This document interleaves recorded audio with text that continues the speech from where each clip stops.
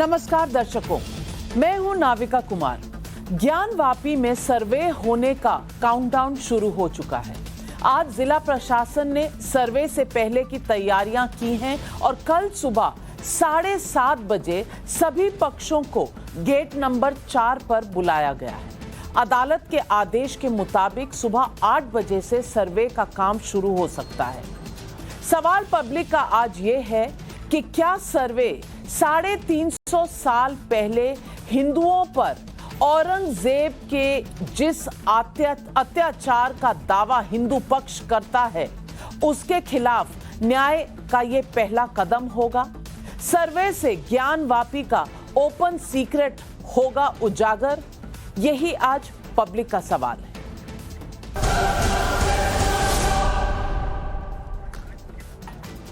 मुस्लिम पक्ष की आर पार की लड़ाई के बावजूद ज्ञानवापी का सर्वे रोका नहीं जा सका है। वाराणसी कोर्ट ने गुरुवार को अपने आदेश में कोई ऐसी गुंजाइश ही नहीं छोड़ी कि सर्वे रोकने का कोई बहाना बनाया जा सके। मैं आपको बता दूं कि 21 अप्रैल को जब सर्वे की तारीख आई तब भी ये नहीं था, तब भी इलाहाबाद हाईकोर्ट ने सर्वे पर ऐतराज को खारिज कर दिया था। आज सर्वे रोकने की अर्जी सुप्रीम कोर्ट तक पहुंची। सीनियर एडवोकेट हुजैफा अहमदी ने chief justice of India N V. Ramana के चेंबर में पहुंचकर कहा कि ज्ञानवापी में स्टेटस क्वो का आदेश दीजिए। इस पर चीफ जस्टिस ऑफ इंडिया का जवाब था मुझे इस केस की कोई जानकारी नहीं है, मुझे कागजात देखने दीजिए तब हम केस लिस्ट करेंगे। इस पर फिर वकील साहब ने कहा कृपया इसे लिस्ट करें, सर्वे आज हो रहा है। तो चीफ जस्टिस एन.वी. रमन्ना का जवाब था हम इस तरह कैसे लिस्ट कर सकते हैं, हम करेंगे। इसके बाद हुजैफा अहमदी ने कहा कि ये मस्जिद प्लेसेस ऑफ वर्शिप एक्ट के दायरे में है। इसके बावजूद chief justice of India N V. Ramana ने आज कोई कार्रवाई करने से इनकार किया और सिर्फ इतना कहा कि हम केस लिस्ट करेंगे अगले हफ्ते में आने वाले समय में। दर्शकों, हर एक पक्ष को अदालती दरवाजा खटखटाने का पूरा हक है, लेकिन ज्ञानवापी पर आज सुप्रीम कोर्ट में जो कोशिश हुई, क्या वो सेल्फ एंटाइटलमेंट यानी खुद को नियम कायदे से ऊपर रखने की मानसिकता नहीं दर्शाती? और जब अदालत में इस तरह से कोशिश हो तो आप राजनीति पर क्या ही कहिएगा। सुनिए सर्वे को लेकर एआईएमआईएम प्रमुख असदुद्दीन ओवैसी क्या कह रहे हैं। अब हम दोबारा मस्जिद को खोना नहीं चाहते और ये जो सर्वे कमिश्नर का ऑर्डर है ये पार्लियामेंट के 1991 एक्ट की खुली खिलाफ वर्जी कर रहा है। ये सुप्रीम कोर्ट का जो जजमेंट है जिसमें जस्टिस चंद्रचूड़ ने लिखा कि 91 का एक्ट सेकुलरिज्म बेसिक स्ट्रक्चर से ताल्लुक है। आप क्या कर रहे हैं? और 1991 में इसी ज्ञानवापी मस्जिद के बारे में हाईकोर्ट ने स्टे दिया था। असदुद्दीन ओवैसी अपनी दलीलों में बार बार 1991 के प्लेसेस ऑफ वर्शिप एक्ट की बात कर रहे हैं, लेकिन वो कभी ये नहीं बताते कि प्लेसेस ऑफ वर्शिप एक्ट को पिछले साल सुप्रीम कोर्ट में चुनौती दी जा चुकी है। पहली बात तो ज्ञानवापी का सर्वे प्लेसेस ऑफ वर्शिप एक्ट का उल्लंघन है ही नहीं, और दूसरी बात अगर संसद के पास 3 कृषि कानून रद्द हो सकते हैं तो फिर प्लेसेस ऑफ वर्शिप एक्ट क्यों नहीं? मैं यहाँ प्लेसेस ऑफ वर्शिप एक्ट के पक्ष या विरोध में कोई दलील नहीं दे रही हूँ, मैं सिर्फ ज्ञानवापी सर्वे का विरोध कर रहे राजनीतिक दलों को एक सीधा सवाल पूछ रही हूँ। वैसे ज्ञानवापी का मामला जब तूल पकड़ चुका है तो मथुरा कृष्ण जन्मभूमि विवाद भी सर्वे की मांग होने लग गई है। मथुरा की एक अदालत में आज एक अर्जी दी गई है। इस अर्जी में टाइम्स नाउ नवभारत पर दिखाए गए प्रोग्राम को दलीलों में शामिल किया गया है। अर्जी में कहा गया है कि नवभारत टीवी चैनल के पाठशाला प्रोग्राम से साफ है कि ईदगाह में धार्मिक कलाकृतियां और प्राचीन शिलालेखों को दबा दिया गया है। इस याचिका में कहा गया है कि ज्ञानवापी केस के प्रचार के बाद मथुरा से सबूत हटाए जा सकते हैं, इसलिए मथुरा में धार्मिक कलाकृतियों, शिलालेखों और पौराणिक सबूतों को हटाने से रोका जाए। एडवोकेट कमिश्नर मथुरा में सर्वे भी करें, ऐसा कहा गया है। तो आज सवाल पब्लिक का यही उठता है। सवाल नंबर 1, क्या ज्ञानवापी के सर्वे से काशी का ओपन सीक्रेट सामने आएगा? सवाल नंबर 2, क्या ज्ञानवापी के बाद मथुरा कृष्ण जन्मभूमि विवाद पर भी सर्वे होना चाहिए? और सवाल नंबर 3, अगर कृषि कानून रद्द हो सकता है तो 1991 का प्लेसेस ऑफ वर्शिप एक्ट क्यों नहीं? यही है आज पब्लिक के सवाल, और इन सवालों के जवाब देने के लिए हमारे साथ हमारे अतिथिगण जुड़ रहे हैं। शहजाद पूनावाला प्रवक्ता हैं बीजेपी के, विष्णु जैन वरिष्ठ वकील जुड़ रहे हैं काशी से, साध्वी प्रज्ञा भारती धर्मगुरु जी भी हमारे साथ स्टूडियो में हैं, Mufti Manzoor Ziyai founder of all India ILMO हमारे साथ हैं, अनुराग भदौरिया प्रवक्ता हैं समाजवादी पार्टी के, हमारे साथ इस वक्त स्टूडियो में हैं, और मोहम्मद फरहान प्रवक्ता हैं AIMIM के। तो आज मेरा पहला सवाल जो जाता है वो AIMIM के प्रवक्ता से है। मैं पूछना चाहती हूं, आज ऐसी कौन सी नौबत आ गई कि अकबरुद्दीन ओवैसी पहुंच गए औरंगाबाद और उसी औरंगजेब को इस तरह से श्रद्धांजलि दे रहे थे? क्या ये पॉलिटिक्स ऑफ प्रोवोकेशन नहीं है? ये उकसाना नहीं है? जब आप जानते हैं कि कोर्ट में इस वक्त एक पक्ष ये कह रहा है कि औरंगजेब ने मंदिर गिरा के वहां पर मस्जिद बनाई, उस मस्जिद में वीडियोग्राफी का ऑर्डर हुआ है, उसके बाद औरंगजेब को इस देश में अगर इस तरह से श्रद्धांजलि पेश की जाए तो ये उकसाना नहीं है? ये आप अपना राजनीतिक फायदा देख रहे हैं या देश में शांति बहाल कर रहे हैं? हेलो जी मैडम, मैंने आपका सवाल सुन लिया है। देखिए, आपने औरंगजेब की मज़ार पर जाकर उन्होंने जो फातिहा पढ़ा उसके बारे में तो आप टीवी पर चैनल पर बता रही हैं, मगर अकबरुद्दीन ओवैसी साहब ने वहां पर एक स्कूल की शिलान्यास के कार्यक्रम में गए थे जिसमें सभी धर्मों के बच्चों को फ्री शिक्षा देने का वो कॉलेज काम करेगा। आप लोगों ने उस चीज को नहीं दिखाया, मगर आपने दिखाया क्या कि ये औरंगजेब की मजार पर चले गए तो उसको धार्मिक मुद्दा आपने बना दिया। ये धार्मिक मुद्दा है शहजाद पूनावाला जी?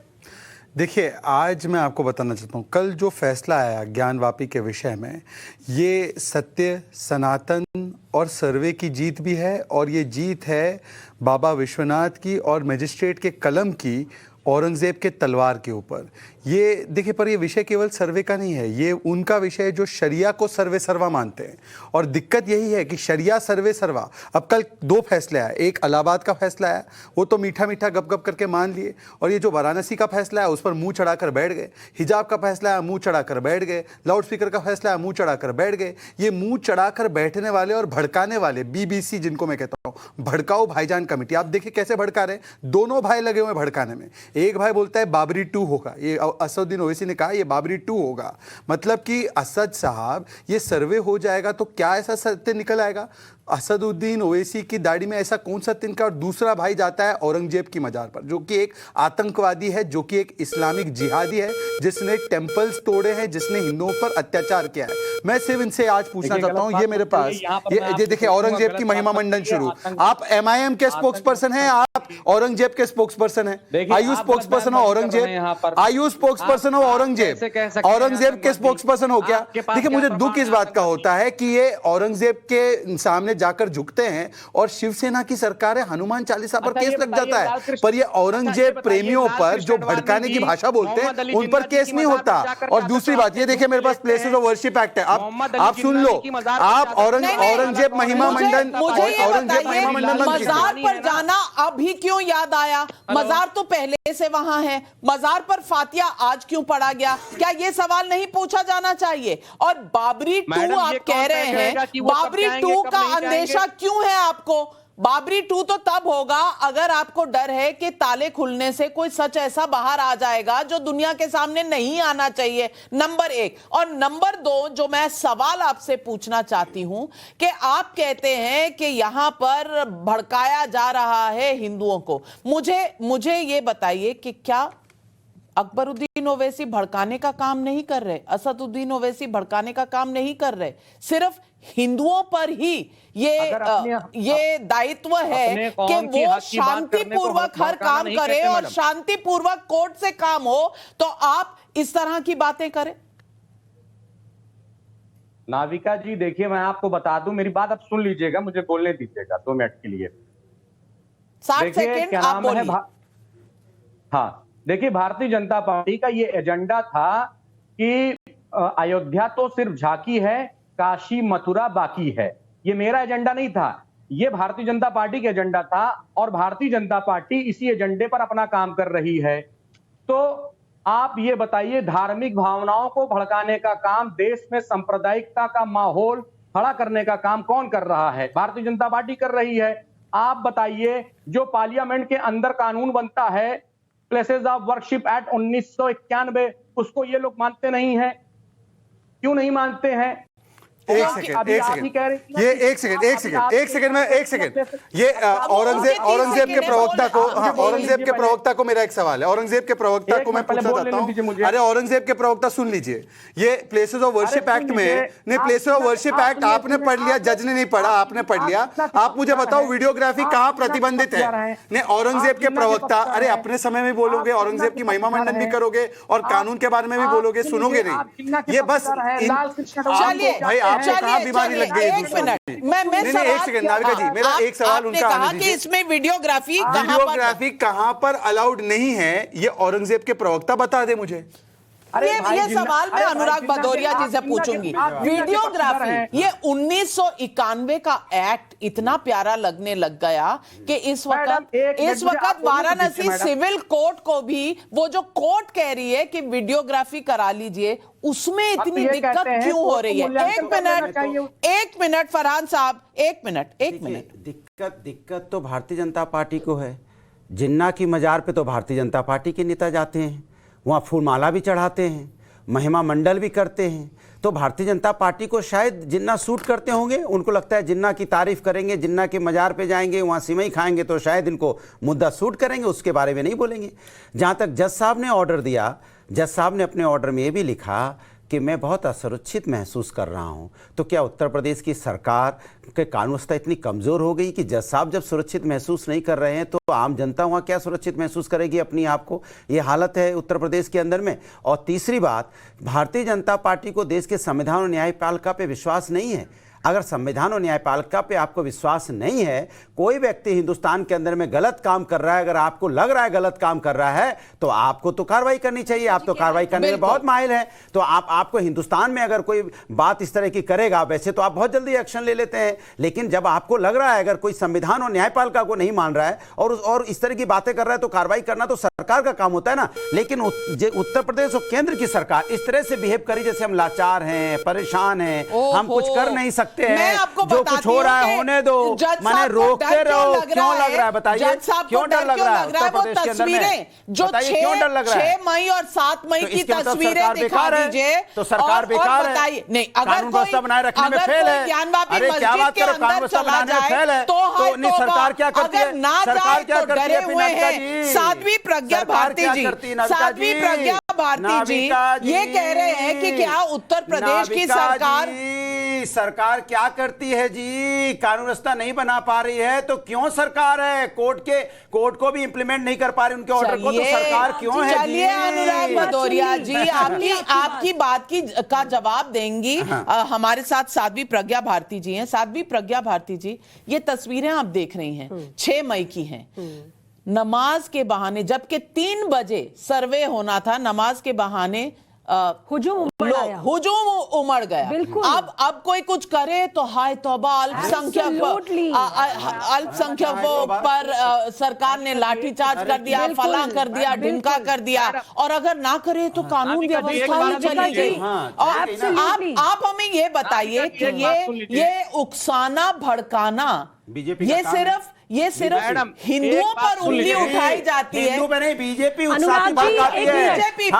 तो ये क्या हो रहा है? अनुराग जी, आपकी बात सुनिए, ओवैसी साहब और अकबरुद्दीन ओवैसी क्या कर रहे हैं? ये उत्साह भड़का नहीं रहे। हाँ, नविका जी, मैं आपकी बात 60 सेकंड 60 सेकंड सबसे पहले तो मैं आपको ये बोलती हूँ, जब उनको पता था ये संविधान की इतनी गाथाएं गा रहे हैं, भारत के सम्मानित नागरिक है, भारत माता की हो गया अनुराग जी, हो गया, जय बोलने में दिक्कत है आपको, आप बताइए। कैसी बातें करते हैं, नहीं बोल पा रहे ना, बीजेपी के प्रवक्ता बोल रहे हैं ना, आप बोल रहे हो। हम कह रहे भारत माता की जय बोलिए, जय बोलिए, हर हर महादेव, बोलिए बोलिए बोलिए ना, बोलेंगे नहीं, बोलेंगे ना, these are the people which doesn't let anybody say। देखिए, एक मिनट, अब नहीं ऐसा मस्करे का शो बना रहा है। हर महादेव बोलिए, हर महादेव मस्करा है, हर महादेव मस्करा है क्या? बता दीजिए, हर महादेव मस्करा है, भारत माता की जय मस्करा, बता दीजिए आप।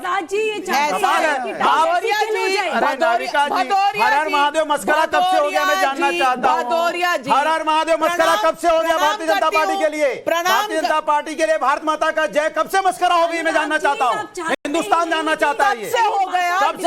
जब से बीजेपी, जब से आप एक साध्वी को बोलने का मौका नहीं दे रहे, तो आप बोलने दीजिए। 60 सेकंड से ज्यादा आपने लिए, कम से कम 60 सेकंड तो दे दें उन्हें। बिल्कुल, ये तो अच्छा, जय बोलने में दिक्कत नहीं थी, जय बोलने में या हर हर महादेव बोलने में, जब जिसको बोलना है वो बोलेगा, जिसको नहीं बोलना, यही तो मैं इतने दिन से कह रहा हूं, वो नहीं बोलेगा, वो स्टूडियो में बोलेगा, काशी के लिए नहीं लड़ेगा। लेकिन आप अपनी बात कहें। नविका जी, सबसे पहले तो भारत के हम मूल निवासी हैं, भारत माता की जय बोलने से जय नहीं होगी। मेरे रग रग में भारत का लहू बहता है, पहली बात तो ये है।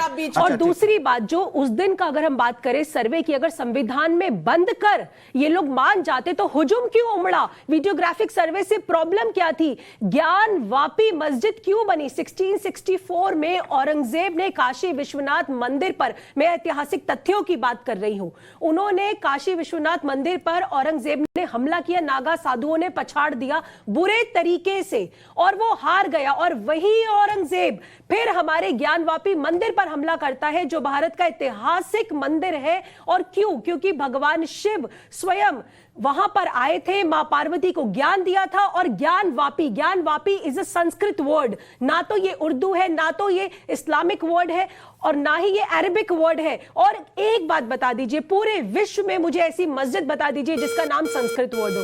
सेकंड, जो इन्होंने एक बात पूछी, प्रश्न पूछा कि भाई ये तो एक पार्टी का है, या मैं इस बात को इस तरीके से लेती हूं, हिंदू धर्म की विजय का दिन था कल, इतनी बड़ी विजय हुई है, हमारी ऐतिहासिक धरोहर हमको लौटाई जा रही है, तो भी इन्हें आपत्ति है। तो मेरा आपत्ति है, हमने कहा है आपको आपत्ति है, आप आपत्ति दर्ज कर रही हैं, आप कह रही हुजूम जो उमड़ आया, आप कह रही हुजूम ने रोक दिया। अभी सिर्फ वीडियोग्राफी का आदेश हुआ है, लेकिन मुफ्ती जियाई साहब, मुफ्ती हमें नहीं है, मैं तो बोला हमें नहीं, तो आप जबरदस्ती करेंगे हमें है, तो इसके मतलब आपको है, आप भारत माता की जय बोलेंगी, नहीं आप हर हर महादेव बोलेंगी, आपत्ति मुझे होगी। अनुराग भदौरिया जी, आपत्ति मुझे है। भदौरिया जी, यहाँ पर अरे तुम साध्वी से बात करने का तुम्हारी बहस हो रही है। नहीं नाविका जी, मैं इस पर मत डिबेट करे तो उठ जाते हैं। जिस प्रकार से साध्वी जी के साथ कर रहे हैं, ये एक्टिंग छोड़ दो प्रभु, एक्टिंग छोड़ दो, यही एक्टिंग छोड़ दो प्रभु, एक्टिंग मत करो। भारत माता की जय नहीं बोला है, पूरे पार्टी का पक्ष रखने आते हैं, हम मनोरंजन करने आए हैं। मनोरंजन नहीं है, ये मनोरंजन नहीं है। अनुराग भदौरिया, मैं पूछना चाह रही हूँ, अनुराग भदौरिया जी, मुफ्ती जियाई को बोलने का हक है, संविधान के तहत बोलने का हक है, तो वो मैं उनको ये हक दे सकती हूँ। बिल्कुल, संविधान को मानते, संविधान को हम भी मानते हैं, तो मानते नहीं है। जियाई साहब, मेरा आपसे सीधे तौर पर यह सवाल है कि आपके पास कोर्ट के दरवाजे खुले हैं, आप जब चाहें किसी भी ऊंची अदालत में जा सकते हैं, लेकिन मैं इंटेंट की बात बताना चाहती हूं। इंटेंट क्या है? आपकी मर्जी क्या है? आपकी सोच क्या है? ये दर्शाया जा रहा है इस वक्त कि पहले तो वीडियोग्राफी का जब आदेश हुआ तो आप कहते हैं कि हम घुसने नहीं देंगे। जब घुसने नहीं दिया 2 दिन तो फिर कहते हैं कि हमें कमिश्नर का चेंज चाहिए। फिर 3 दिन की बहस हुई, उसके बाद कमिश्नर तय हुआ तो हम सुप्रीम कोर्ट जाएंगे। जरूर जाइए, लेकिन बात इतनी सी है कि अगर कोर्ट कह रहा है कि वीडियोग्राफी करा लो भाई, तो इसमें दिक्कत क्या है? वीडियोग्राफी से ना मस्जिद को हटाया जा रहा है, ना मंदिर को बनाया जा रहा है। एक किसी के मन में है कि वहां तय खाने के अंदर मूर्तियां हैं, शिवलिंग है, तो ये सवाल अगर उठा है, कोर्ट के पास गया है, तो कोर्ट ने कहा है चलिए सर्वे करवा लीजिए। इसमें दिक्कत क्या है? और फिर ये जो भड़काऊ काम हो रहे हैं कि कोई कह रहा है बाबरी मस्जिद 2 हो जाएगा, कोई कह रहा है कि आज तो औरंगजेब की मजार पर आज ही जाना है, क्योंकि सब मुद्दा इस वक्त देश के सामने यह है कि औरंगजेब ने यहां मंदिर गिराया था। तो ये भड़काऊ चीजें क्यों हो रही हैं? किसके ऊपर सहनशीलता ज्यादा जरूरी है? मुझे ये सवाल का जवाब दीजिए। बहुत लंबी सूरत हाल बनाकर जो आपने पेश किया है, मैं उसको छोटे लफ्जों में जवाब देना चाहूंगा। मुझे उम्मीद है कि लोग मुझे जरूर सुनेंगे और आपके व्यूअर भी इस पर तवज्जो देंगे। जिस तरीके से हमारी साध्वी जी ने जो बातें आपके सामने रखी हैं कि वो तो हिंदुओं के विजय का दिन था कल। अच्छा। आप ये बताइए कि इस तरीके की भाषाओं का इस्तेमाल करने के बाद क्या होगा? जब ये हिंदुओं के विजय का दिन होगा तो हमारे सारे हिंदू भाई बाबरी मस्जिद को तोड़ने के लिए जिस तरह जमा हुए थे, वही प्रक्रिया करने के लिए कल वहां पर जमा होंगे। तो क्या इस बात से हमें डर नहीं लगेगा? क्या इस बात से हमें तकलीफ नहीं पहुंचेगी? क्या इस बात से हमें ठेस नहीं पहुंचेगा? हमें रंज नहीं होगा इस बात का कि इस तरीके की भावनाओं को भड़काकर, लोगों के दिलों के साथ खेलकर, उनके सेंटीमेंट के साथ खेलकर, कल जिस तरीके से मस्जिद को तोड़ा गया था, कल इस मस्जिद को भी तोड़ा जाएगा। कल बाबरी मस्जिद को तोड़ा गया था, आज दोबारा इस मस्जिद को तोड़ दिया जाएगा। क्या इस बात का हमें एहसास नहीं होना चाहिए? तो साध्वी जी, ये विजय का दिन नहीं है। ये साध्वी जी, ये इस तरीके के करने का दिन नहीं। विजय का दिन उस दिन होगा जिस दिन संविधान को के दायरे में रहकर संविधान का उल्लंघन नहीं किया जाएगा, जिस संविधान की इज्जत की जाएगी, उसकी आपको किया जाएगा, जिस दिन हमारे मुल्क के धरोहर की इज्जत की जाएगी, वो हमारे लिए विजय का दिन होगा। जिस तरीके से हमारे धरोहर को, चलिए जियाई साहब गौर फरमाइएगा। साध्वी जी ने जब ये कहा है, ये उसके बाद कहा है जब औरंगजेब की मजार पर फातिया पड़ा गया। तो मुझे बताइए कि जवाब देने का भी हक नहीं है? हिंदू पक्ष है तो जवाब भी मत दीजिए, चुप होकर बस एक तरफ कोने में पड़े रहिए, क्योंकि आप जवाब देंगे तो हुजूम निकल आएगा, औरंगजेब का वहां पर मजार निकल आएगी, वहां फातिया पड़ा जाएगा। खैर, मैं नहीं कह रही कि जो हो रहा है या जो कोई कह रहा है वो सही है या गलत, ये आपके बीच में तय करने की बात है। लेकिन मैं विष्णु जैन साहब से पूछना चाहती हूँ। विष्णु जैन साहब, आप तो अदालत का दरवाजा खटखटा रहे हैं, आप तो संविधान के हिसाब से चल रहे हैं। तब कौन सा इन्होंने सुनवाई होने दी? तब कौन सा इन्होंने अदालत के थ्रू जो ऑर्डर आया था उसको चलने दिया था इतने दिन से? बता दीजिए जियाई साहब को, जो आज फिर विक्टिम कार्ड निकाल कर बैठे हैं। देखिए, मैं तो जियाई साहब को सुन रहा था बहुत पेशेंटली, और मैं एक यहाँ पे बात कहना चाहता हूँ नाविका जी, यहाँ पे एक क्लियर डिस्टिंक्शन है हम सबके सामने उन लोगों के बीच में जो औरंगजेब की आक्रांताओं और उसकी जुल्म के साथ खड़े हुए हैं, और उन लोगों के बीच में जो इस देश की सनातन संस्कृति, इस देश की कल्चरल हेरिटेज, भगवान शिव का जो यहाँ पे भव्य मंदिर था उसके साथ खड़े हुए। क्लियर डिस्टिंक्शन है। और साथ में ये भी पता चलता है कि किस तरह से यहाँ पे मंदिर तोड़ा गया था। उसके मैंने साक्ष्य कल आपके चैनल पे चीख चीख के बोले हैं कि हम क्या बात कहना चाहते हैं, जिससे ये प्रूव होता है कि यहाँ पे एक मंदिर तोड़ा गया था। और मैं जियाई साहब से एक बात और कहूंगा, मुझे ज्यादा बोलने की जरूरत नहीं है। अगर आज मौका लगे और आपके अंदर मुसलसल ईमान है तो हाथ जोड़ के निवेदन करता हूं, विनती करता हूं, 1997 4 SCC पेज 606 पढ़िएगा, सुप्रीम कोर्ट के 3 जज का जजमेंट, उसका पैरा 1 पढ़ लीजिएगा। काशी का क्या महत्व है हिंदुओं के लिए, ये सुप्रीम कोर्ट ने मानना है और लिखा है। आप तो इस देश के संविधान की बात कर रहे हैं ना भाई साहब, तो देश के संविधान की जो सर्वोच्च अदालत है उसने काशी के महत्व को लिखा है। मैंने तो कल आपके चैनल पे स्कंद पुराण, शिव महापुराण, काशी रहस्य, काशी महात्म्य, सारी बातें बताई। पर मैं आज एक बात और कहना चाहता हूं। आज मैं काशी में हूं कल हम सर्वे करने जा रहे हैं, कोर्ट के ऑर्डर की कंप्लायंस करने जा रहे हैं, तो मैं तो सारे लोगों से यही विनती करूंगा, यही निवेदन करूंगा कि प्लीज आप लॉ एंड ऑर्डर की सिचुएशन ना बनाए। डिस्ट्रिक्ट एडमिनिस्ट्रेशन कोऑपरेट करने को रेडी है, जो कोर्ट का ऑर्डर है उसको आप कंप्लाई करने दें, और फिर जो भी तथ्य आएंगे वो कोर्ट के सामने रखे जाएंगे। नाविका जी देखिए, ये एक एक्सरसाइज है। आज आप अपने चैनल पे या मैं जितनी भी तस्वीरें दिखा लूं, लीगल फैक्ट ये है कि कोर्ट जुडिशियल नोटिस उसी चीज की लेगा जो कोर्ट के रिकॉर्ड पे है। तो ये एक्सरसाइज हो रही है कि कोर्ट के रिकॉर्ड पे जो एक्चुअल स्थिति है वो लाई जाए, और उससे जीआई साहब को किस चीज का खतरा है। और मैं एक बात और कहना चाहता हूं, यहाँ पे सारे लोग बात कर रहे थे प्लेसेस ऑफ वर्शिप एक्ट की, कि places of worship act attract होता है, ये होता है, वो होता है। मैं तो बैरिस्टर साहब से पूछना चाहता हूँ, यहाँ पे बैरिस्टर साहब के नुमाइंदे बैठे हैं, इनसे पूछिए जरा कि भैया 1983 में जो कांग्रेस गवर्नमेंट स्पेशल एक्ट लाके काशी विश्वनाथ को बोला, हमें ज्ञान दिया उन्होंने कि भैया जो आप यहाँ पे पूजा कर रहे हो तो सांकेतिक शिवलिंग है, असली ज्योतिर्लिंग तो ये है जहां पे आज ये डिस्प्यूटेड स्ट्रक्चर खड़ा हुआ है, और उसके अगेंस्ट तक सुप्रीम कोर्ट ने उसको एफर्म किया। तो ये बैरिस्टर साहब से पूछिए कि कौन से संविधान का उल्लंघन हो गया। और बैरिस्टर साहब से ये भी पूछे, मैं तो लास्ट बात बोल के अपनी बात को समाप्त करता हूं, मैंने तो पहली बार अपनी लीगल लाइफ में देखा कि ट्रायल कोर्ट का जजमेंट, नाविका जी, सीधे सुप्रीम कोर्ट पे चुनौती दी जा रही है। सिविल कोर्ट के ऑर्डर के अगेंस्ट अपील लाई करती कहां पे? डिस्ट्रिक्ट कोर्ट में, उसको छोड़ दिया। उसके बाद कहां लाई करती है? हाई कोर्ट, उसको भी छोड़ दिया। बिल्कुल सुप्रीम कोर्ट पहुंच गए। बिल्कुल सही मुद्दा उठाया है, सही मुद्दा उठाया। इतिहास में पहली बार ऐसा हुआ है और आजाद हिंदुस्तान में पहली बार ऐसा हुआ है कि कोई जज अपना जजमेंट लिखने के बाद यह कहता है कि मैं अपने आप को असुरक्षित महसूस कर रहा हूं। यह चिंता की बात नहीं है हिंदुस्तान के लिए, यह चिंता की बात नहीं है कि लॉ एंड ऑर्डर इतना खराब हो चुका है उत्तर प्रदेश के अंदर में कि यहां पे जज अपने आप को असुरक्षित महसूस करेंगे। इसके मतलब मैं कानून व्यवस्था से लेना देना है मुझे, क्योंकि ललितपुर की कानून व्यवस्था, क्योंकि इंसान क्योंकि कानून व्यवस्था क्योंकि वहां लोगों की मौतें हो रही हैं। ललितपुर में बच्ची के साथ अन्याय हुआ तो मैं क्यों नहीं बोलूंगा? बताइए, चंदौली में बेटी के साथ अन्याय हुआ, मैं क्यों नहीं बोलूंगा? बताइए। शहजाद पूनावाला जी, आप जवाब दे दीजिए। जवाब देता हूँ, मुझे आप जवाब देने का मौका दीजिए।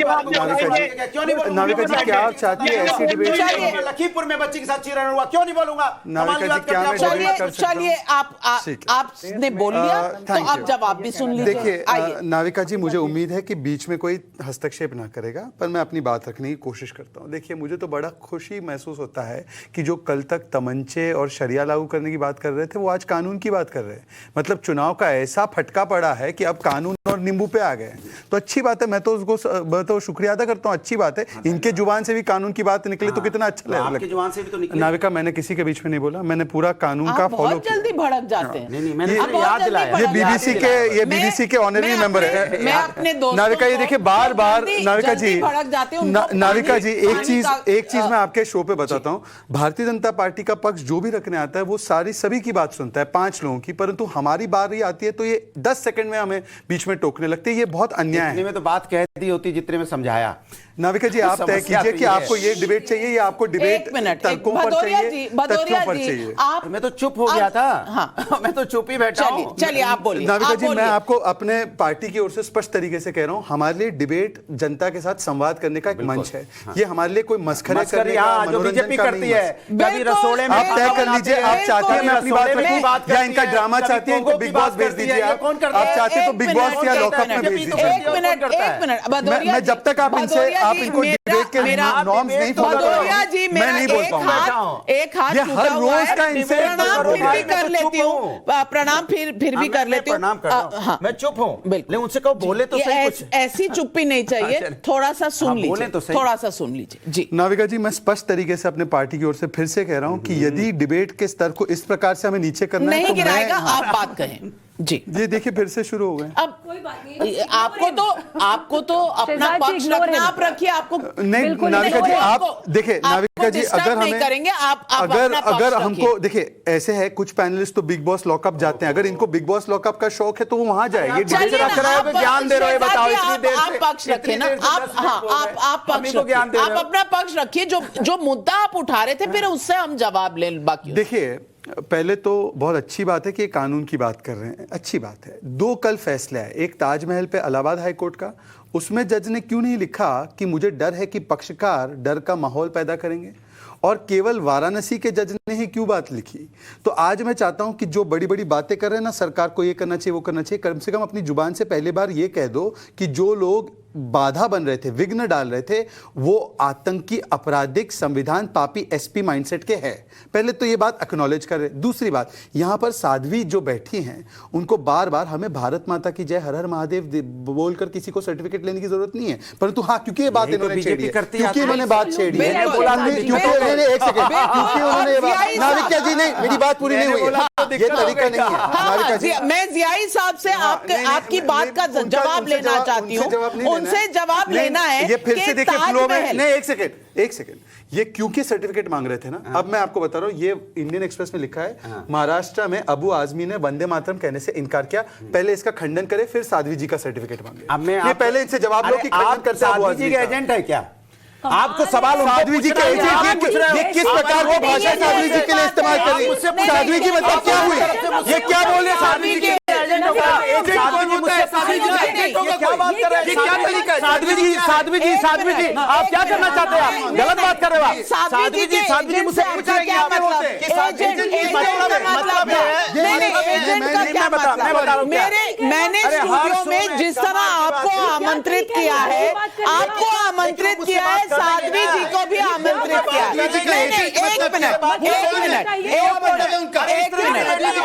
धमकाने वाली डिबेट नहीं होगी, नहीं करता, कोई नहीं डिबेट करता। धमकाने के लिए डिबेट करने के लिए आए क्या? सत्ता में तो धमकाते रहेंगे हर बात पे, ऐसे नहीं हो सकता, वैसे नहीं हो सकता, भारत माता की जय नहीं बोल पाते, यहाँ पे जय, भारत माता की जय बोला तो आप बोल नहीं पाए। धमका कौन रहा है?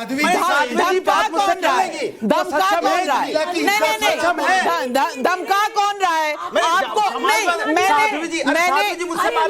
ऐसे एक मिनट, मेरी बात सुन लीजिए। अच्छा, मेरी बात, अगर हम सब हिंदुस्तानी है, अगर हम सब हिंदुस्तानी हैं, तो ये कौन सी परीक्षा थी कि भारत माता की जय बोलो? भारत जो भारतीय जनता पार्टी, अच्छा भारतीय जनता पार्टी बोलती है हमेशा, मेरा सवाल तो सुन लीजिए। मेरा सवाल, आपने कहा आप क्या एजेंट हैं साध्वी जी की? मैं पूछ रही हूं, आपको मैंने यहां बुलाया इस डिबेट के लिए, तो आप क्या एजेंट हैं मुसलमानों के, जो आप इस डिबेट में मैं तो हिंदुस्तान का हूं। बिल्कुल, तो वो भी हिंदुस्तान तो मैं तो वही तो कह रहा हूं, महिला को ये एक महिला को ये कहना कि उनका एजेंट होना, ये क्या तरीका? किसी भी महिला को, किसी भी महिला, एक सनातन धर्म के प्रतिनिधित्व करने वाली व्यक्ति को, ये मैं उनका एजेंट हूं, मतलब क्या? शहजाद पूनावाला, मैं एक महिला हूं और मैं जानती हूं हर महिला अपने पक्ष खुद रखना जानती है और अपना बचाव खुद करना जानती है, और अब बीच में कोई नहीं बोलेगा।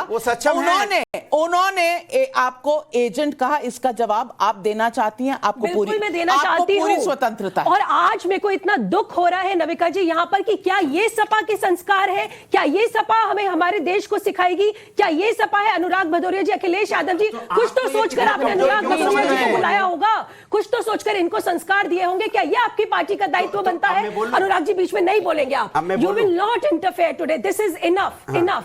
I've had enough today। सबसे पहले तो औरंगजेब की यहाँ पे बातें चल रही हैं। औरंगजेब जिसने हमारे इतिहास को डिस्ट्रॉय कर दिया, हम चुप करके सुन रहे हैं। हम अपनी सनातन संस्कृति को, वैदिक संस्कृति के बारे में कह ही नहीं सकते, हम चुप करके सुन रहे हैं। और अगर बात आती है हमारे पक्ष की, तो अनुराग जी कहते हैं कि प्रमाण दीजिए आप संस्कृति, आप अपनी सनातन संस्कृति में विश्वास रखते हैं। भारत में इस तमाशे की जरूरत नहीं है यहाँ पे। नहीं अनुराग जी, आप नहीं बोलेंगे आप। अब लेट मी कंप्लीट। सबसे पहले तो ये जो मुद्दा उठ रहा है ना, और जो आज आपने मुझे एजेंट बोला है और इनको एजेंट बोला है, इससे पता चलता है आज मेरे मन में भारतीय जनता पार्टी की तो एटलीस्ट रिस्पेक्ट बहुत बढ़ गई। शहजाद पूनावाला जी को देखकर इतने शांत होकर वो आपकी बात सुन रहे, और आप किस तरीके का व्यवहार नेशनल टेलीविजन पर कर रहे हैं, नहीं बोल सकते। तमाम लोग आपको देख रहे हैं, लेकिन हाँ, मैं ये जरूर कहूंगी कि अगर भारत के साधु और सन्यासियों पर खुलेआम इस तरीके की बातें महादेव कह रहे थे, हर महादेव यूं ही नहीं होता।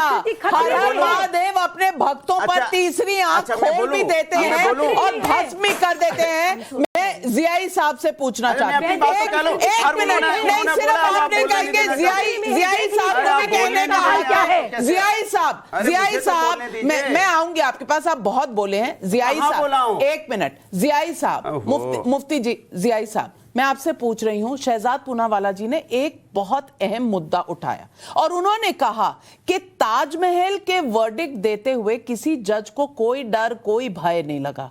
क्यों? क्योंकि वहां कौन गया था? हिंदू गए थे याचिका लेकर, नहीं माना कोर्ट ने, चुपचाप बाहर आ गए। लेकिन यहां पर काशी में जज को क्यों डर लग रहा था? यह सवाल, इस सवाल का जवाब आपको देना चाहिए, क्योंकि आज ये मुद्दा सबसे बड़ा मुद्दा है। क्योंकि वो जो तस्वीरें हैं 6 मई की और 7 मई की आपके सामने, दर्शकों के सामने स्क्रीन पर चल रही हैं। जवाब दीजिए जियाई साहब। नविका जी बहुत ही सम्मानजनक सारे लोग हैं यहाँ पर, हमारी साध्वी जी भी हैं और बहुत जिम्मेदारी के साथ पहले साध्वी जी की बातों का जवाब देता हूँ, फिर आपकी बात का भी दे देता हूँ। साध्वी जी ने कहा कि औरंगजेब ने ऐसा किया, मुगलों ने ऐसा किया, मुगलों ने ऐसा जुल्म ढाया। तो उन मुगलों ने जो वृंदावन को 1000 एकड़ जमीन दे के रखा, उन मुगलों ने जो अयोध्या के तमाम मंदिरों, हनुमानगढ़ी को जो जमीनें दे करके रखा, उन जमीनों को आप ले लेती हैं और वो आपको पसंद आ जाती है। उसके अलावा जो दूसरे को अगर कुछ गलत किया है तो वो चीजें आपको याद आ जाती हैं, तो आप उन तमाम चीजों को वापस कर देना चाहिए। चलिए जवाब दीजिए। साध्वी जी आऊंगी, साध्वी जी के बाद आपके पास आऊंगी, साध्वी जी के बाद। जियाई जी मैं आपकी बात का जवाब दे देती हूँ। औरंगजेब ने अपने भाई दारा शिकोह को हाथी पे घुमाकर उसका कत्ल करवाया था और मराठा महाराज शंभाजी महाराज को बेरहमी से मरवाया था। ये वही औरंगजेब है जिसने अपने पिता शाहजहां को जेल में डलवा दिया और मिलने तक नहीं गया 8 साल तक। और ये वही औरंगजेब की महिमा मंडन आप आज कर रहे हैं जिसने अपनी मां को बुरहानपुर में मरते हुए छोड़ दिया और फिर आप उसके बाद कब्र बना रहे हैं ताजमहल में। और ये वही औरंगजेब है जिसने अपने भाई, जिसने अपने नेफ्यू को सुलेमान, सुन लीजिए please don't interfere, let me just complete, okay. आपने उनको, उस अपने नेफ्यू को, सुलेमान शेख को उसने जेल में जहर दे दिया। आप उसी औरंगजेब का जिसने हजारों लाखों मंदिर भारत से मिटा दिए, मस्जिदें बना दी, आप उसका महिमा मंडन आज भारत में करें। This is the time. यही वो सोच है जो फरहान साहब ओवैसी जी के भाई अकबरुद्दीन ओवैसी लेकर गए थे आज मजार में। यही वो सोच है। आज वही लोग कह रहे हैं कि भड़काया जा रहा है लोगों को। फरहान साहब अकबरुद्दीन ओवैसी जब जाते हैं मजार पर तो वो भड़का नहीं रहे लोगों को। और ताज, जिस तरह से शहजाद जी ने कहा कि ताजमहल में किसी ने कोई उफ तक नहीं की, नहीं था वो उस वक्त कॉन्स्टिट्यूशन नहीं बना था, उस वक्त धाराएं तय नहीं हो गई थी, उस वक्त कानून साजी नहीं हो गई थी। वो उस जमाने की बात थी जो पाने के लिए लोग तो मजार पर जाकर फातिया पढ़ने का समय आज ही मिला था। फातिया पढ़ने का समय आज ही मिला था। जियाई साहब, फरहान साहब, आपसे मैं सवाल पूछती हूँ। ये एग्जाम्पल सेट कर रहे हैं। This is the example they are setting in front of the youth of the India. Farhan साहब जवाब दीजिए, फिर मैं आऊंगी भदौरिया जी के पास। जी फरहान साहब, जी फरहान साहब। देखिए मैडम, देखिए क्या नाम है, औरंगाबाद में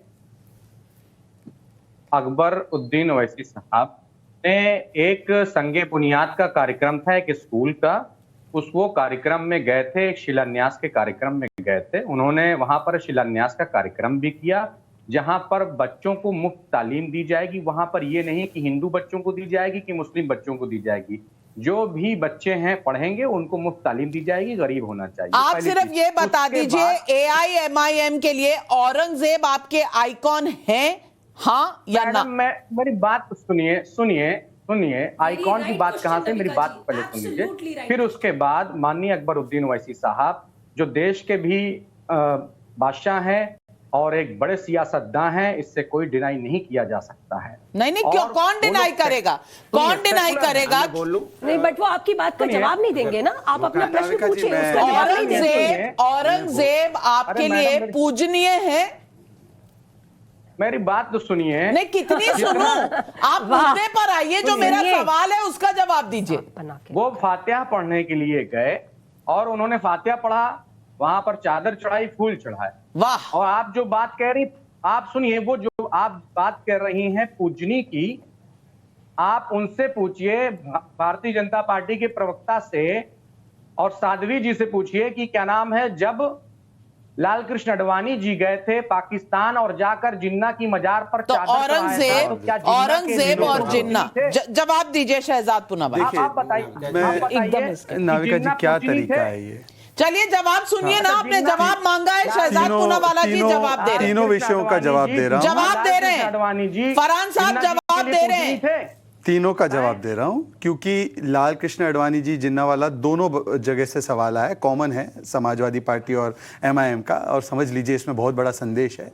तो पहले मैं बोलना चाहता हूं कि जो भी व्यक्ति भारतीय जनता पार्टी के लिए, भारतीय जनता पार्टी के लिए जिन्ना जी पूजनी मैं थे। देखिए- चलिए आप एक ही बात बार बार कह रहे हैं, सब सवाल आपने पूछा, जवाब सुन लीजिए अब। अपनी बारी में भी बोलेंगे, ठीक है। दूसरों को बोलने नहीं देंगे। जी, और मैं जी, एक बोल लौटा रहे। हूं जो यहाँ पे किसी के बीच में नहीं बोल रहा हूं। जी इन दोनों ने ये तर्क दिए हैं और दोनों ही बड़े खुलकर बोले हैं। आज मैं चाहता हूं कि जिस प्रकार से अभी अनुराग जी ने बहुत विषय रखे जिन्ना के बारे में, तो जो अखिलेश यादव ने जिन्ना की तुलना पटेल साहब से की, उसका पहले खंडन करें अपने वक्त में, मेरी पूरी बात नहीं हुई। दूसरी बात, ये एमआईएम के प्रवक्ता बड़े बोल रहे हैं ना, उनका तो महाराष्ट्र में सांसद भी है।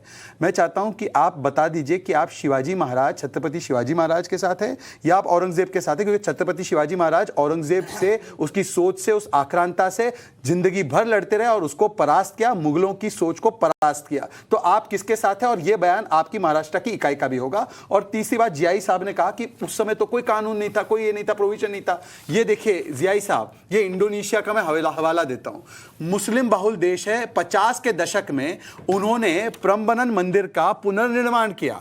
यहां पर साध्वी जी जैसी व्यक्ति जो श्रद्धालु है, वो कोर्ट जाती है और केवल दैनिक दर्शन का अधिकार मांगती है, और कोर्ट उनको वीडियो सर्वे करने देता है। क्यों बीच में बोल रहे हैं भाई साहब, क्यों बीच में बोल रहे हैं?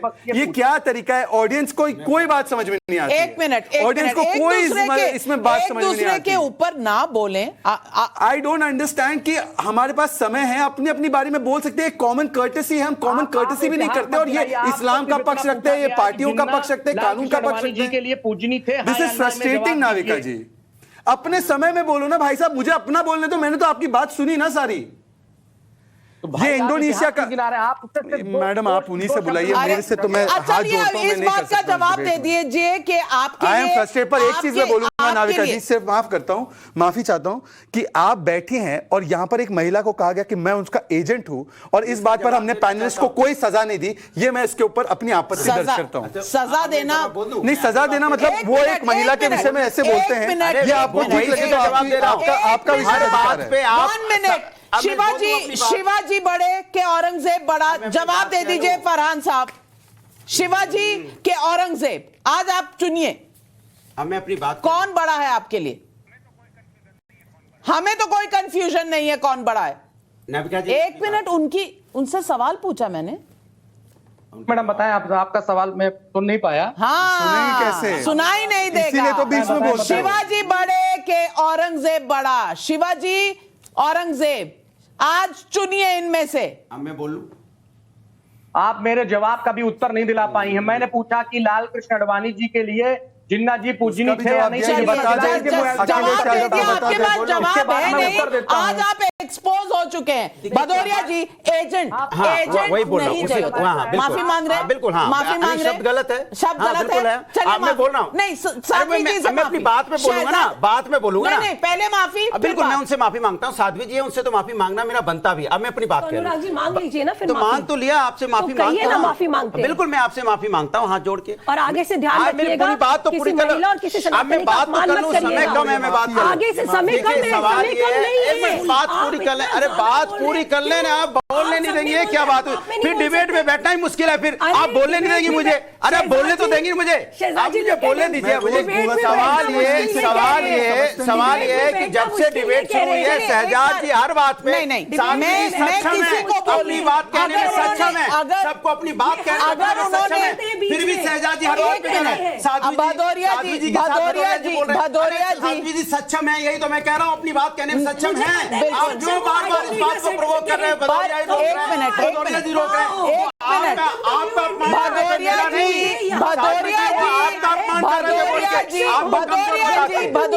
भदौरिया जी प्यार से श्रद्धा से एक बार माफी मांग लीजिए। बात खत्म। मैं तो बोल रहा हूं नमिता जी बोलने तो देंगे तो श्रद्धा से नहीं, साध्वी जी ये माफी मांग रहे हैं, एक बार श्रद्धा से मांगे। मैंने बोला मेरे बोलने का तथ्य पर एकदम नहीं था ये कि आप एजेंट है। मेरा बोलने का मतलब था कि बार बार आप साध्वी जी पे टारगेट करके कह रहे हो साध्वी जी के पास तो साध्वी जी खुद अरे मांगा तो मैंने बोला तो मैंने तो बोला साध्वी ऑन कैमरा बोलता हूँ कि साध्वी जी के साथ अगर कोई गलत शब्द मैंने इस्तेमाल किया है तो उसके लिए माफी मांगता हूँ।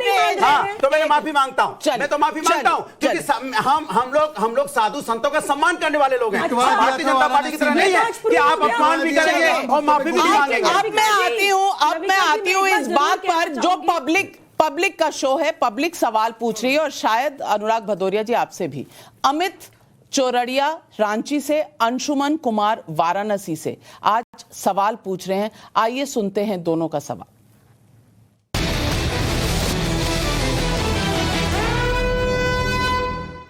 ज्ञानवापी मंदिर को प्रेस्टीज इशू क्यों बनाया गया?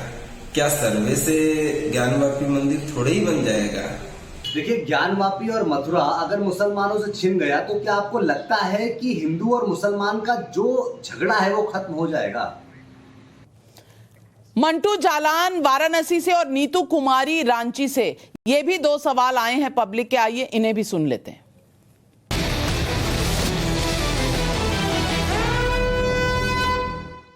ज्ञानवापी मस्जिद परिसर का सर्वे कराने का आदेश मिला है। सर्वे की कार्रवाई के बाद भी अभी नाना प्रकार की अड़चनें मुझे लगता है कि सामने आएंगी और उन अड़चनों का भी निराकरण करना होगा। तो आखिर कितने दिन तक ये हिंदू पक्ष हम लोगों का जो है वो इस प्रतीक्षा में रहेगा कि हमको न्याय मिलेगा, हमको निर्णय मिलेगा।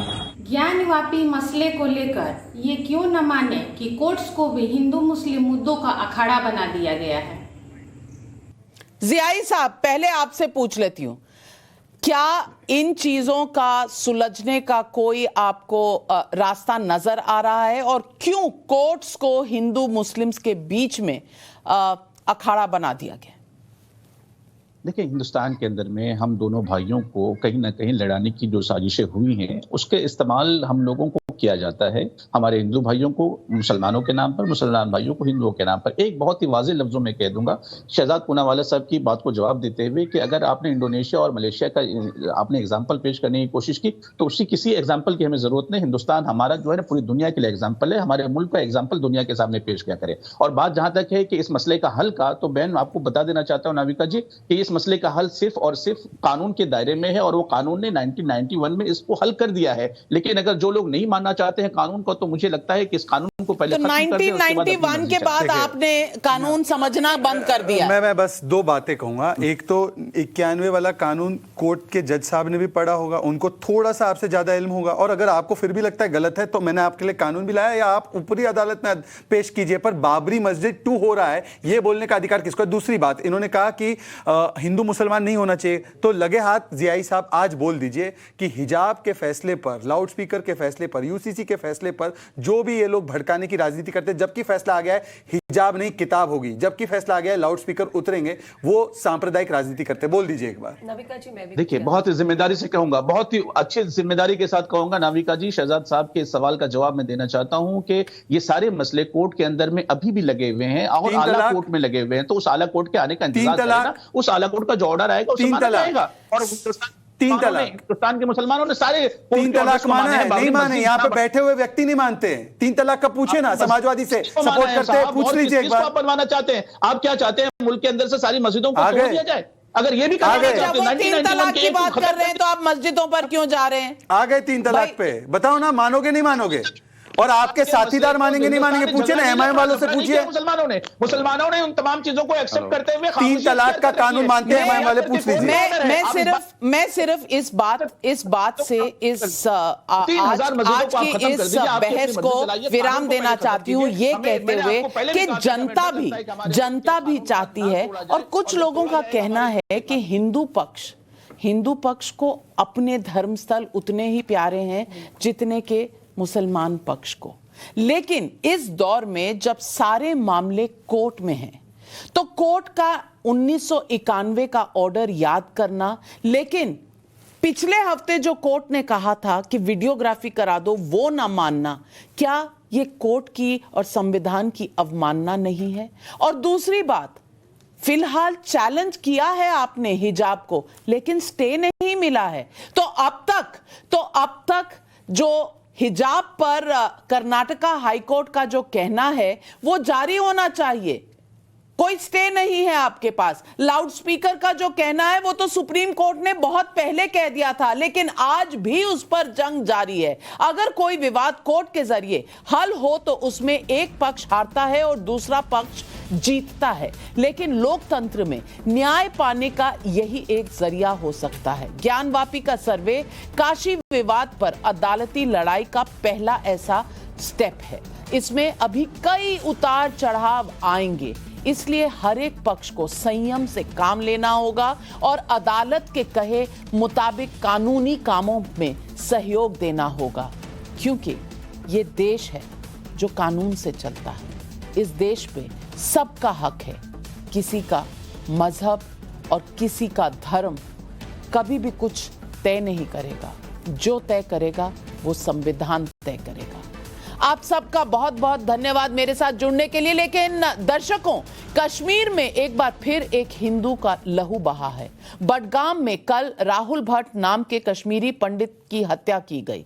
राहुल प्रधानमंत्री पैकेज के तहत घाटी में रोजगार पाने वाले कश्मीरी पंडित थे, लेकिन उनकी हत्या ने कश्मीर में हिंदुओं के खिलाफ नफरत की एक और फाइल तैयार कर दी है। राहुल के पिता के मुताबिक आतंकवादियों ने राहुल का नाम पूछकर उनकी हत्या कर दी।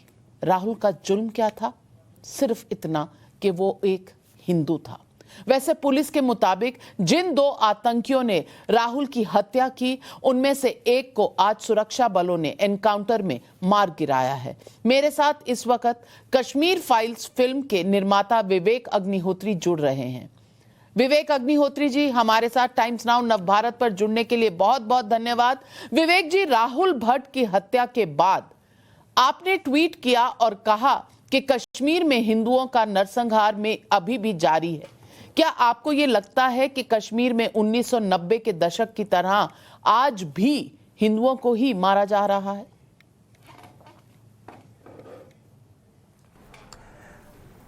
देखिए, ये जो कश्मीर का जो नरसंहार है नाविका जी, ये इसमें कोई शक नहीं है कि ये इंसानियत का सबसे लंबा चलने वाला कंटिन्यूअस जेनोसाइड है।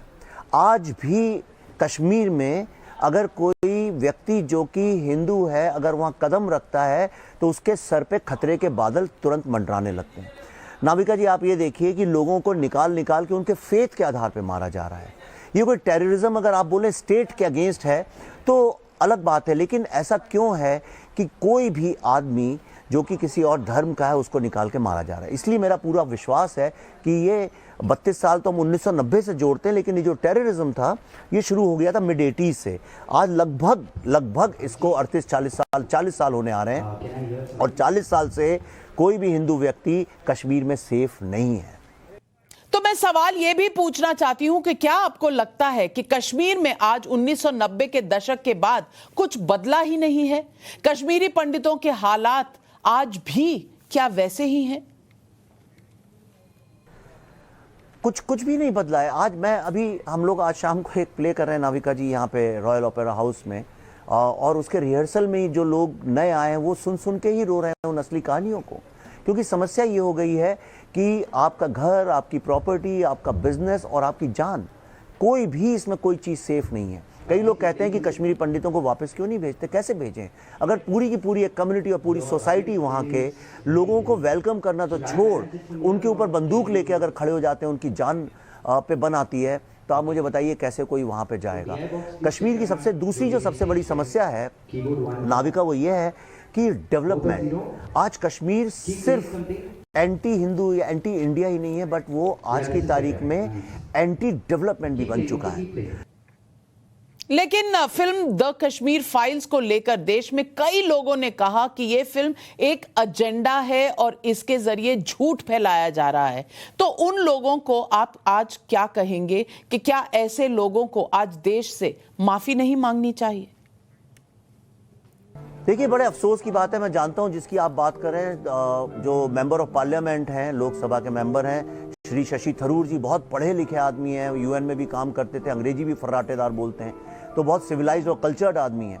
पर उनको एक सेकंड के लिए भी शर्म नहीं आई कश्मीर जेनोसाइड के विक्टिम्स का मजाक उड़ाते हुए। वो कांग्रेस पार्टी के हैं, और जो बच्चे लोग, जो यंग लोग जानते नहीं, उनको बता दूं कि कांग्रेस पार्टी के जो सबसे बड़े नेता थे वो थे जवाहरलाल नेहरू के पिताजी। उसके बाद श्री जवाहरलाल नेहरू, पंडित जवाहरलाल नेहरू, वो तो अपना गर्व करते थे कि अपने नाम के आगे पंडित लगाया करते थे, पंडित जवाहरलाल नेहरू। ये पंडित का मतलब कोई काशी के पंडित नहीं, ये कश्मीर के पंडित। उसके बाद इंदिरा गांधी जी जो थी वो बहुत गर्व करती थी कश्मीरी पंडित होने में, और उन्होंने कई चिट्ठियां भी लिखी हैं जिसमें उन्होंने सहयोगियों से ये भी बोला है कि मुझे इसी बात का दुख है कि मैं कश्मीरी पंडित होने के बावजूद भी कश्मीर में कुछ नहीं कर पा रही हूँ। और उसके बाद उनके जो बेटे थे राजीव गांधी जी, वहाँ से सारा गेम बदला, और उन्होंने फारूक अब्दुल्ला जी जो हैं उनको सपोर्ट काफ़ी किया। और जब टेररिज्म पीक पे था 85 से 90 के बीच में, तब लेफ्टिनेंट गवर्नर जगमोहन जी ने उनको एक 40 पेज का खत भी लिखा था जिसका उनने कोई उसके ऊपर काम भी नहीं किया। और आज उसी पार्टी के लीडर शशि थरूर जी उन्हीं कश्मीरी पंडितों का मजाक उड़ा रहे हैं जो जवाहरलाल नेहरू जी ने जिस पार्टी को बल दिया था। ये बहुत अफसोस की बात है। लेकिन मैं आपसे पूछना चाहती हूं कि राजीव गांधी के दौर और फारूक अब्दुल्ला के दौर और अब के बीच में क्या फर्क है, और क्या आज की सरकार को ठोस कदम उठाने चाहिए? क्योंकि राहुल भट्ट तो अभी भी वहां बस यूं ही मारे जा रहे हैं।